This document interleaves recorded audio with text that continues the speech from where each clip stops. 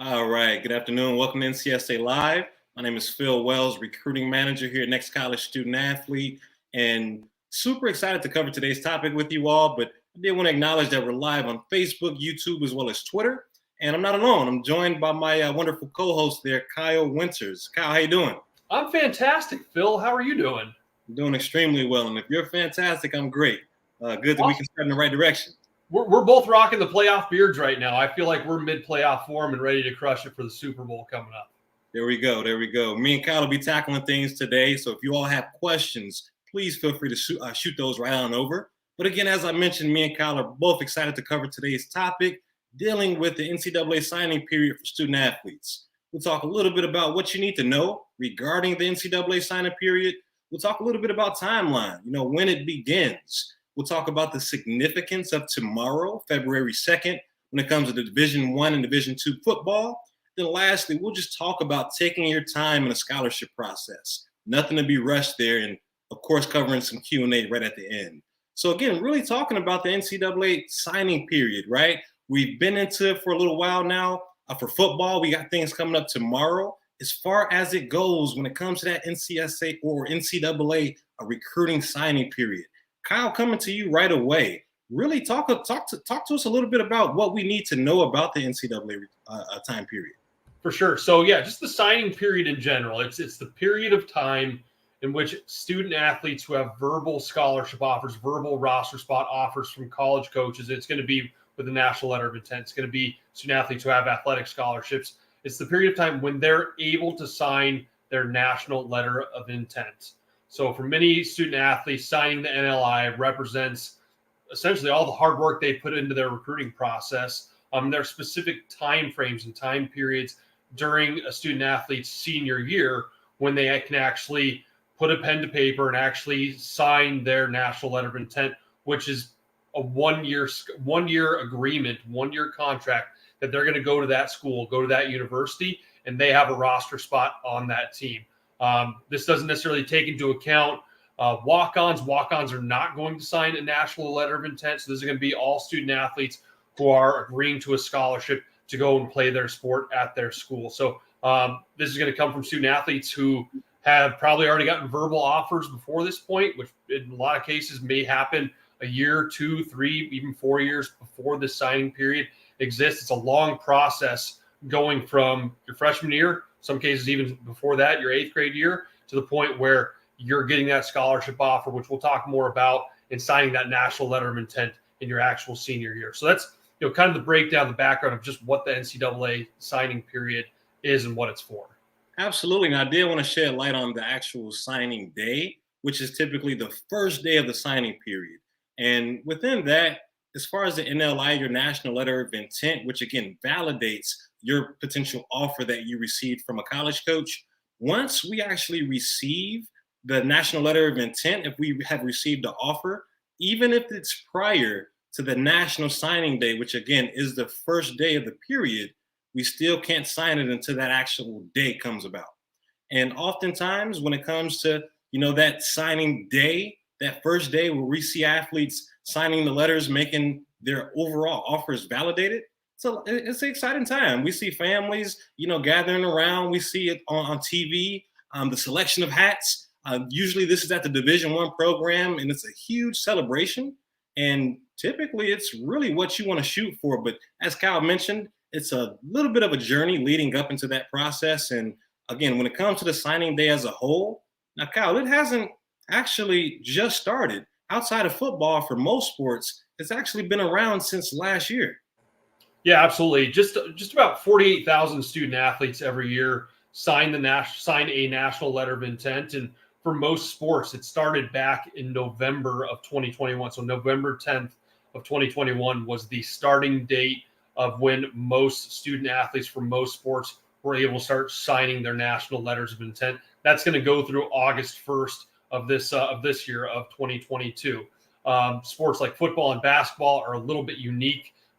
Division I and Division II, or Division I basketball has an early signing period, which started on November 10th. I think it went about a week at that time frame as well. And there's actually an early signing period for Division I and Division II football as well. That was back in December. I think it was December 15th through 17th. So for the senior class, for the student athletes who are going to be graduating here in a couple months in the spring, we're well into this process. And our goal, our hope is that most student athletes who are navigating this recruiting process, that by the time their senior year starts, they have that verbal offer. They have an idea, or they have multiple verbal offers, and they're just narrowing down to the school that's going to be the right decision for them.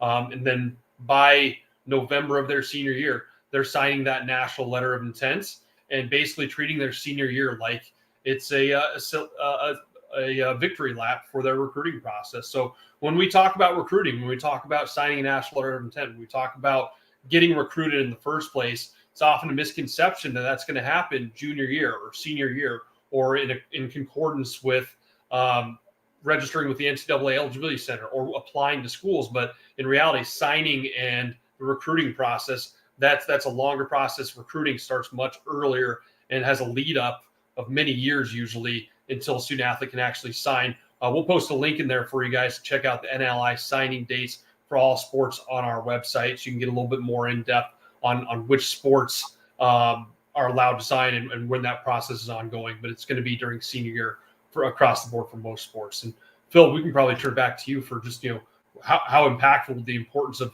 tomorrow for D1 and D2 football. Yeah, it's huge. This is for a lot of student athletes tomorrow, everything they've been waiting for. Football is really significant tomorrow. We have, again, the regular national signing period kicking off tomorrow. Okay, so tomorrow is going to be that first day, which, again, as we know it, is signing day for football, the regular period. And again, this is a little bit different than most sports. Again, football, Division I, they had an earlier period back last year. But now we're in that regular period where we see a whole lot of commitments. We see a whole lot of celebrations. And to break it down even further when it comes to dates, and again, you can refer to our website to look at specific sports outside of football. But the regular period, number one, for Division I signing, Division I football, is going to extend from tomorrow through April 1st. Okay, that is going to be the period. And again, most student athletes will commit that first day. And when it comes to the Division II football programs, that extension is from February 2nd tomorrow through August 1st. So Division II has a little bit more time, but overall, we're looking at a few months in between as far as the window goes for student athletes signing their national letters of intent. Now, really important to note, that is the period, whether it be ending in April, whether it be ending in August. But we do sometimes have student athletes who need to still take a little bit of time to think about it. Okay, maybe you still just don't have your mind made up. And if you don't want to first off sign on the very first day, that's okay. There's a number of reasons why we see this, whether it be just not being ready, maybe waiting for more offers, maybe seeing if the program is the right fit for you, which we'll talk a little bit more about. But ultimately, it's a fine line there. Okay, there's no direct timetable, but if we're not signing on the first day of the national signing period, then we can play a risky game there. We may have our offers taken away. We may gain more offers, so that's the gamble. But it's really important that we have strong communication with college coaches and the programs we're interested in, because just as easy as an offer can be, again, given, it can absolutely be taken away if that timetable is starting to be reached from a college program and their overall staff in terms of getting things committed and locked into their roster. So really important in that facet. And ultimately, when it comes down to the scholarship process, right? When it comes down to student athletes, again, stepping up to the challenge and looking to gain it, we talked a lot about committing. We talked a lot about, just leading up to that process, but we do not want to rush it. Okay, we do not want to rush it. It's extremely important that once we receive a national letter of intent, we take a series of steps to make sure that it's not only non-rushed, but it's the right fit for us, our family. It's really meeting our goals outside of football, academically. Really important, Kyle, and talk about some of those steps that we need to take when it comes to taking the process and scholarships a step at a time. Yeah, as we go into that, it's worth keeping in mind, as we talked about before, it's a little bit of a risk waiting to make the decision on that offer. One thing that we urge you guys to keep in mind is that for college coaches, they're trying to fill a specific roster spot. They're trying to fill a specific position. They have a specific amount of scholarship money. And so in most cases, they're going to be making that offer to not just you. They're going to be making that offer, or at least pieces and parts of that scholarship offer, that roster spot offer, to several different student athletes. So yeah, absolutely. You don't want to rush the scholarship process. You don't necessarily have to make your decision right away. You usually get a timetable from that coach of when they want to hear back from. But keep in mind that offer may be out to another student athlete, or 2 or 3 or 4, 5, 10 different student athletes may have that same offer or similar offer. So it's something to keep in mind as you're going through this, that you don't want to wait too long, that you want to make sure that you're making your decision in a time that it doesn't go away. One thing is we're talking about not rushing the scholarship process. Let's not assume that you're going to get a scholarship in the first place. Again, it's a long process to get to that point. But if we do have a scholarship offer or multiple offers, take some time to review your offer. Don't just automatically accept a coach's offer. Let the coach know you'll need some time to think it over. Like I said, you may need a day or a couple days or a week or 2 weeks. Make sure you communicate that with the coach. Make sure you find out from them when they need to hear back from you on that decision. When do they need to hear back from you? That's going to be key, because you don't want them to give that offer away to someone else, like we talked about. You don't want someone else to sign in your spot if this is going to be your ultimate decision to go to the school. Discuss with somebody you trust, obviously parent, family members, coaches, whoever it may be. I remember when I was trying to make the decision between going to play in college and play professional baseball out of high school, I talked with one of my teachers and coaches who I trusted a lot. Consider all of your options. If you're lucky enough to have multiple scholarship offers, keep those in mind.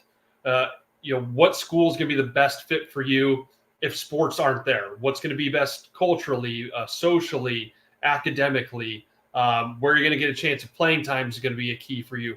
Where you're going to be able to get the most playing time is another opportunity. You're going to go in and you're going to have to sit the bench for a year. Maybe you're going to redshirting. So consider all those options and make sure that you're taking into account as many factors as you possibly can before you make that decision, because you're locking yourself into a year. And the last thing that you want to do is a year from now be going through the transfer process, which is doable, but it's not fun. Anybody who's been through it, they'll tell you they didn't necessarily enjoy that transfer process. So Phil can probably talk to you guys a little bit more about, considering all those options and then, kind of determining the right fit school from there.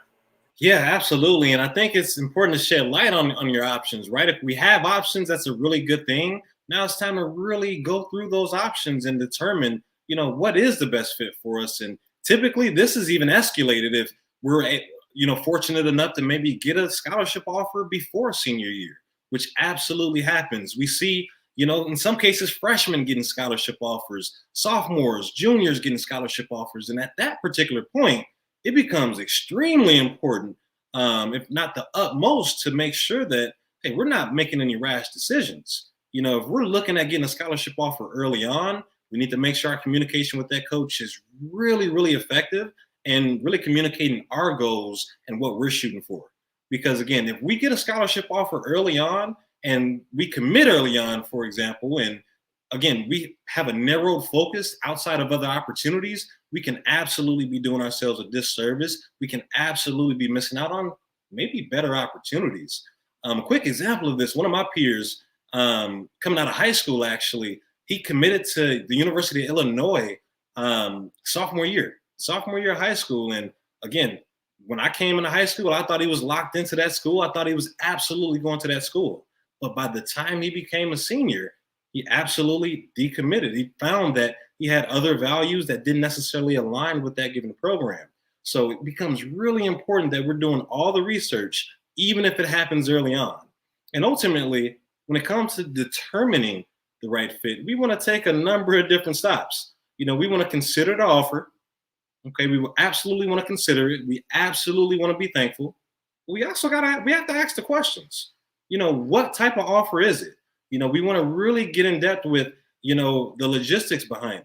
And you may, as a student athlete, need your parent to ask some of the important questions. But also, think about every other alignment in that determination factor. Is this school going to have my major? Am I going to be okay in the area that this school is located in?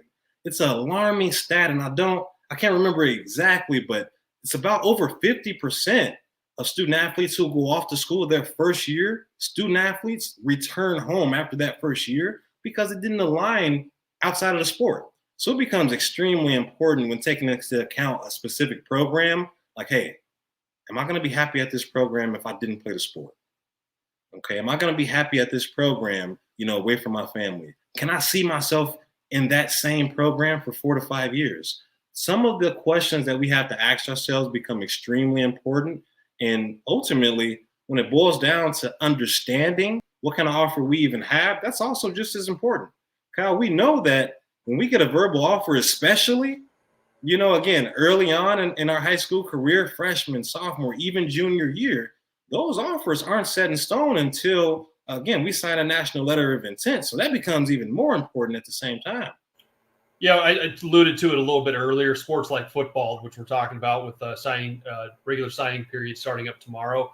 Football is a sport where the freshman class right now, the 2025s, there are scholarship offers out to 2025 graduates who've only played 1 year of high school football. For the 2024 class, there are hundreds of scholarship offers out for student athletes that are just through 2 seasons of high school. At that point in high school, I barely had hit puberty at that point. So just keep that in mind. Again, it's very competitive. For college coaches, they have a certain amount of scholarships, and they're trying to get those out to the best players they can as early as they can, and really trying to narrow it down the exact same way that we are as student athletes moving forward from there. One part we didn't really touch on, and this is definitely worth thinking about when it comes to signing the national letter of intent and your verbal commitments and making that college decision, and that's negotiating your scholarships, negotiating your offers you have. Again, if you're lucky enough to have multiple offers, you're talking to numerous different coaches about the scholarship offer you have, whether it's all academic, all athletic, or a combination of the two.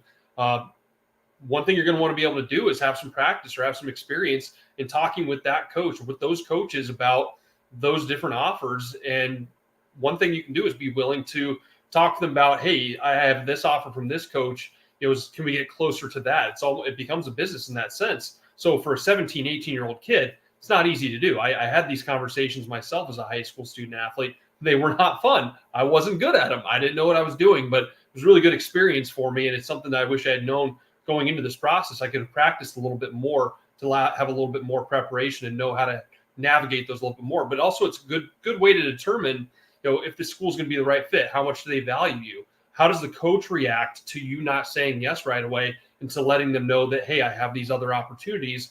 Where can you fit in with those? Or how does your school fit in? Or how does your offer fit in with that? Where would I maybe fit in with your school? So it's a great way to kind of narrow that down and have some deeper conversations with your potential coaches to see, again, more of where you might fit, to get a better in-depth look at what it's going to be like playing for this coach or working with this coach over the next 4 years. So there's a lot that goes into this process. It's a long, arduous process when it comes to recruiting. The best thing that we can tell you guys is be proactive early on, create a lot of opportunities, create a lot of interest, get a lot of lines in the water, and you can narrow it down as you move through the recruiting process. And hopefully, again, make that decision by your senior year. Use your senior year as a victory lap.